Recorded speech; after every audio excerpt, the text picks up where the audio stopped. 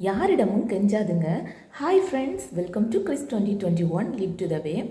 உங்களை உதாசீனப்படுத்திக்கிட்டு உங்களை உதறி தள்ளிக்கிட்டு போனவங்க பின்னாடியே தேடி தேடி அலையாதுங்க. அவங்கள போய் நீங்கள் தான் வேணும் அப்படின்னு சொல்லிக்கிட்டோம் கெஞ்சாதுங்க. காலம் அதுக்கான பதிலை அவங்களுக்கு கண்டிப்பாக கொடுக்கும்.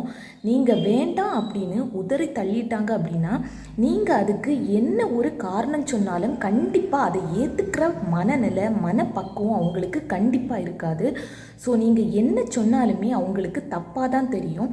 ஸோ இந்த மாதிரி டைமில் நீங்கள் எப்படி இருக்கணும் அப்படின்னு கேட்டிங்கன்னா அமைதியாக அந்த இடத்த கடந்து போக கண்டிப்பாக தெரிஞ்சுக்கணும்.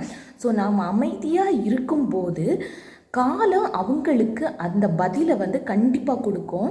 அது அவங்க மீட் பண்ணுற பர்சனாக இருக்கும், இல்லை அப்படின்னா அவங்க சந்திக்கிற ப்ராப்ளமாக இருக்கும்.